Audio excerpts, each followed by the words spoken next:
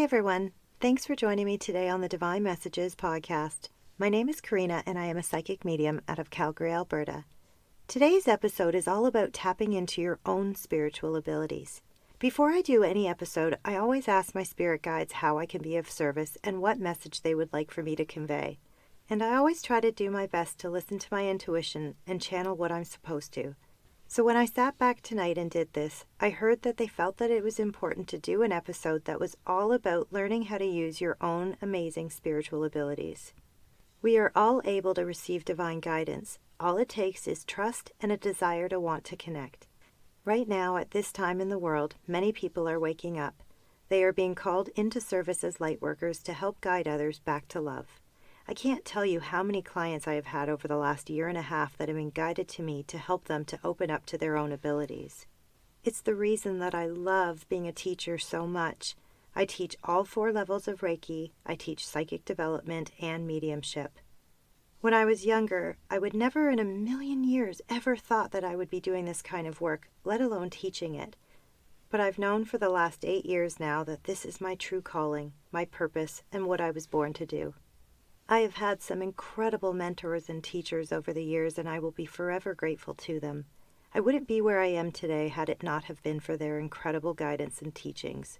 And from there, I spent years going through lesson after lesson, gaining knowledge and wisdom from not only this lifetime, but from my past lifetimes. I never wanted to be a medium, and even though I knew things and saw things from a very young age, I never walked around saying, gee, I want to talk to dead people every day, and I want to see into the past and future for others. I actually ran from who I was for many years, but eventually I couldn't run any longer. I had these very strong abilities, and I was to use them in the service of others. I did always know that I wanted to help people, but never, ever did I think that that would include talking to spirits on the other side. But here I am, almost 8 years in, and doing this full time, and I can actually say that I love it. When I first started out, I can't say that I would ever have said that. And not because I didn't want to help others, but because I was absolutely terrified of all of it. And I truly think that I was the most scared of knowing what I was capable of. It was intimidating, and I almost gave up so many times. But here I am, loving it. Even though it is absolutely draining on so many levels, I wouldn't change any of that. There is no better feeling in the world than knowing that Spirit sent someone to you that desperately needed help, and you were able to do just that with all of the helpers from the other side. That's why I love teaching so much. I love to help others open up to their own abilities, and I could easily choose not to teach others, as some may view it as creating a means for competition for what I do, but I have never, ever seen it that way. I always trust that everyone is guided to the right healer for them, and I like to view it as a domino effect. So if I teach someone how to do what I do, then they go off and they help someone, and that person helps another, and it just keeps going from there. We need more healers in the world, especially at this time. And that's why I wanted to do this episode. Many of you have been guided to this podcast because you have similar abilities. You may feel so drawn to know more about the other side, and you may find yourself fascinated by it all. There is a bigger reason for this. Your guides keep sending you little messages and nudges to awaken, and all it takes is a want to help others and full trust in your spiritual team. I did an episode last year called Spiritual Awakening, and in that episode I discussed things that happen as you open up. But in this episode, let's quickly go through a little checklist and see if you are having an awakening or if it's already happened. So now just jot down a check mark for every point that resonates with you. And if you don't have a pen and paper handy, just try to keep track by counting on your hand. Number 1, your dreams have become very vivid. You may find that even your daydreams are vivid as well.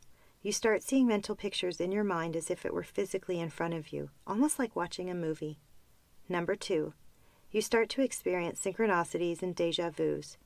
You may be seeing many number sequences, also referred to as angel numbers, such as 333, 444, etc., or things are magically lining up in your life. Number 3, you start to question religious beliefs and try to figure out your own spiritual path based on your intuition. You may start researching everything like crazy, trying to find the truth to the universe. Number 4, some of your relationships start to shift. You may find as you awaken that not everyone understands your new journey, and some of those people may fall away. Your spirit guides will move certain people away from you if you are not at the same vibrational level, but they do always bring like-minded people to you that will help you to grow spiritually. Number 5, you start to feel disconnected. You may all of a sudden feel overwhelmed and have a strong need to figure out why you are living on this earth. So you start searching for a true deep connection to something that you may not even be sure of just yet. Number 6, your intuition becomes very strong. You may feel that your gut feelings have become so intense that you start to trust them more. Number 7, you can sense when someone is being manipulative or lying. You may find that you get an extremely uncomfortable feeling in the pit of your stomach when you are in the presence of someone with low integrity. Number 8, you have a strong need to help others. You may feel very drawn to be of service to others in any which way that you can.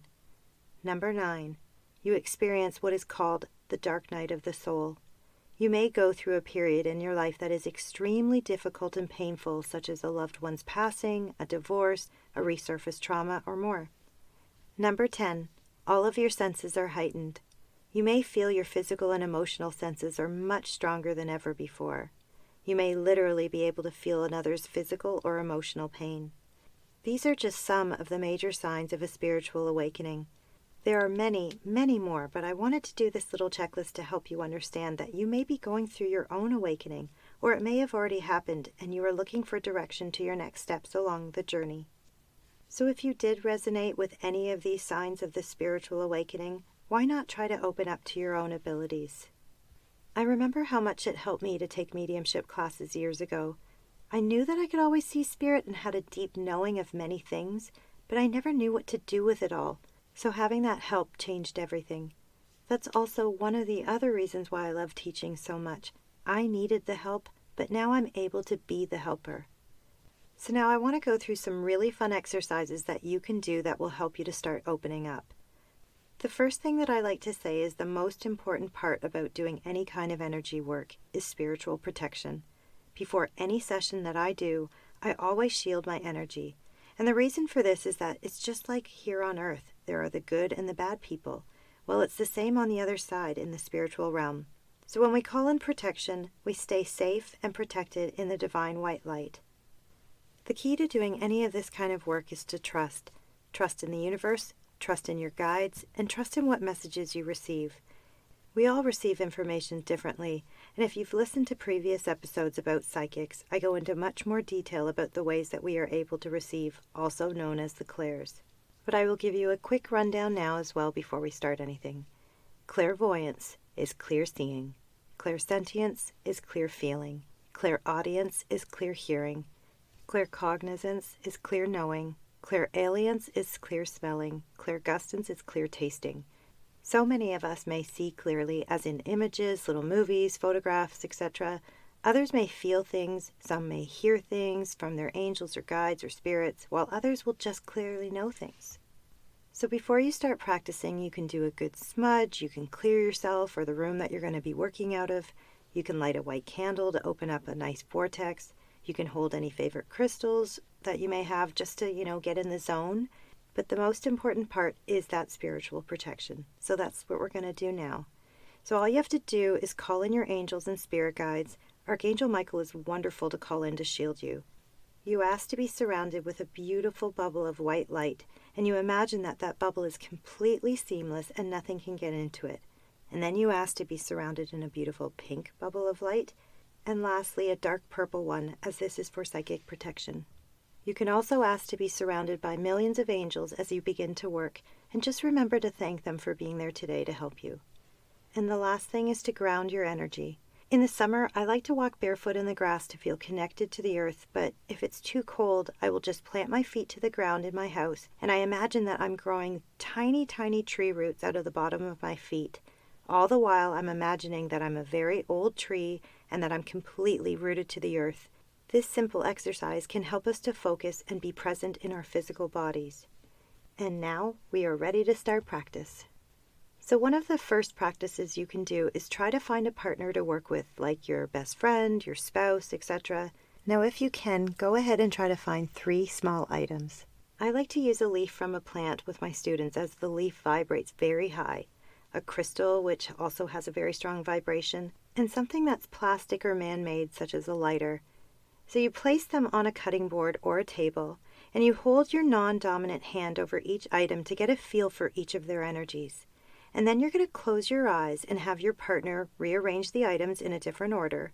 And then you're going to lift up your non-dominant hand and hold it out and ask them to guide you over each item, hovering just a few inches above all of them while you are keeping your eyes closed. Now wait until you either see, feel, know, or hear what the item is under your hand. And just don't think too long or your ego will step in and make you wrong. I always say that it's your first thoughts that come from your guides. Your second and third thoughts are from your ego. This is a really fun practice that sharpens your intuition, so try it over and over again and even change up the items. The second thing to try is to play hide and seek. So you choose one specific item, such as a crystal, your phone, really any item will do. But you close your eyes and you ask your partner to hide it somewhere in your home. Now ask your spirit guides to show you where it is. And you wait for either clear images of its location or that gut feeling of a knowing of where it is, or even a little whisper in your ear of where to look. Just try to trust what you are getting and have a lot of fun while trying to find it. This exercise is really one of my favorites to do. Now the third thing that you can do is grab a deck of playing cards and have your partner pull cards for you and ask your guides to show you what the card is before you see it. That's also another really fun exercise. I like to do that one with my kids. The fourth practice you can do is called automatic writing. It's what I do when I need to teach a class or write a podcast episode. I just sit with a pen and a blank piece of paper and I ask my guides what to write. Sometimes I start writing, not even realizing what I'm writing, and then when I read it back after, I find it's pretty amazing as the words were literally just being channeled. So for you, just sit quietly and ask your guides 3 questions. They can be any questions really, but for example, you can ask something like, number 1, what do I need to know today? Number 2, who needs my help today? And number 3, what do I need to work on healing from my past? So then you just jot down anything that comes to you. And if you're confused at all by what you're getting, ask for clarity. This last exercise can be a little bit tricky as we can get into our heads and the ego just starts to take over. But knowing this, don't give up too easily. If you get frustrated or you find that you aren't getting anything, just take a break and come back at it again. There are so many other exercises that can be done, and maybe we could do a few more in a future episode. But for now, just start with these few and see how you feel. And don't be afraid to reach out and let me know how you all did, as I would love to hear from you. So I want to leave you all with this today. We all have these beautiful abilities within us. We just have to have a want to explore them, as well as a full trust in our spirit guides to lead the way. It's important not to give up and to try over and over again because just like many things in life, we have to practice our skills. I always joke about it this way. If I want a 6-pack stomach, I have to go to the gym or work very hard doing exercises to achieve that. Same with intuition and psychic senses. You have to work that third eye and practice, practice, and practice some more. Thank you all so much for joining me today on the Divine Messages podcast. And remember, have fun with it. It doesn't have to be so serious. The more that you enjoy it, the easier it will get. If you would like to book a reading with me, I can be reached at www.divinemessages.ca or on Instagram at divinemessages333 or at the Divine Messages podcast, as well as on Facebook as Divine Messages or the Divine Messages podcast. Please bear in mind that the perspectives and opinions represented in this podcast are based solely on the Divine Messages interpretations. We can in no way be held responsible for the actions of our followers.